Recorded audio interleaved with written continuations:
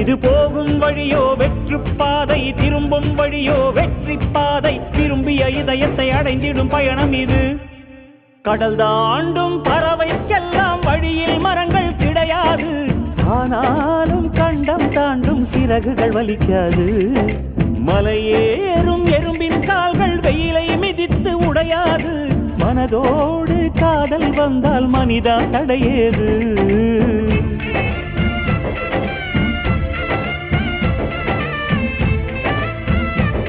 காய்ந்த துளசி, தூதுவாழை, அருகம்புல், வேப்பிலை, கண்டங்கத்திரி இலை, குப்பைமேனி இலை, குருத்தக்காளி இலை இதெல்லாம் நல்லா காய வச்சுட்டு மிளகு போட்டு பனங்கற்கண்டு போட்டு தண்ணியில் கொதிக்க வச்சு நம்ம குடிநீயாக கொடுக்கணும்.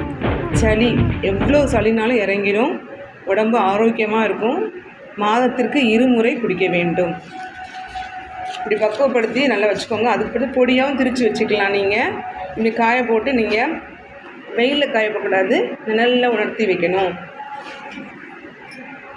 இந்த பாருங்கள், சொலவு வந்து வம்பா போகாமல் இருக்கிறதுக்கு ஒரு கவர் போட்டு இப்படி வெங்காயம்லாம் போட்டிங்கன்னா அப்படியே எடுத்து நம்ம இதை செடியில் போட்டுக்கலாம். வேஸ்டானதெல்லாம் மரங்களுக்கு கழிவாக போட்டுக்கலாம்.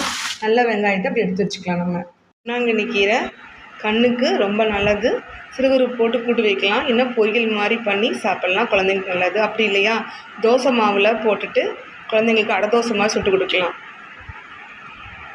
இந்த கீரையோட தண்டை திருப்பியும் நம்ம நட்டு வச்சுக்கலாம். சீக்கிரமே வளர்ந்துடும் பொன்னாங்கண்ணி கீரை. ஸோ நம்ம காய்கறி கழிவுலாம் அப்படியே நம்ம செடிக்கு போடலாம். இல்லைன்னா ஒரு மிக்ஸியில் போட்டு ஒரு அரைச்சி இல்லையா உரலில் போட்டு அரைச்சோ செடிக்கு ஊற்றுனீங்கன்னா இயற்கை உரம் ரெடி ஆகிடும். நம்மளுக்கு வேஸ்டானதை இன்னுமே வீணாக்க வேண்டாம். அதை வந்து ரீசைக்கிளிங்க்கு நெகிழினா நம்ம அதை வந்து வேறு மாதிரி பொருளாக உற்பத்தி பண்ணிக்கலாம். இதேமாதிரி காய்கறி தோல் எல்லாத்தையும் நம்ம செடிகளுக்கும் மரங்களுக்கும் உரமாக போட்டுடலாம். மாவில் நான் பொன்னாங்கண்ணி கீரையும் வெங்காயமும் போட்டு வச்சுருக்கேன். அடை தோசைக்கு பருப்பு போட்டு அரைச்சி வச்சுருக்கேன். துவரம் பருப்பு, கடலைப்பருப்பு, 2 உளுந்து போட்டு அரைச்சி வச்சுருக்கோம். மிளகாத்தை கிள்ளி போட்டு அரைச்சி வச்சுருக்கோம். தோசை பண்ணிக்கலாம்.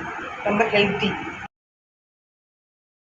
நம்ம முறம் ஒம்பா போகாமல் இருக்கிறதுக்காக நம்ம பாலித்தீன் கவரை வந்து போட்டுட்டு அதுக்கு மேலே நம்ம காய்கறிகளை வச்சா முறம் ஒம்பா போகாமல் இருக்கும் ரொம்ப நாளைக்கு. அது பிறகு நம்ம காய்கறிகளையும் ஃப்ரிட்ஜில் வைக்கிறதுக்கு கொஞ்சம் கொஞ்சமாக நம்ம சேவ் பண்ணி நம்ம வாங்கி வச்சுக்கிட்டோம்னா அதை யூஸ் பண்ணோம். அப்பப்போ ஃப்ரெஷ்ஷாக யூஸ் பண்ணால் ரொம்ப ஹெல்த்தியாக இருக்கும். தவிர்க்க முடியாத நம்ம ஃப்ரிட்ஜில் வச்சுக்கலாம்.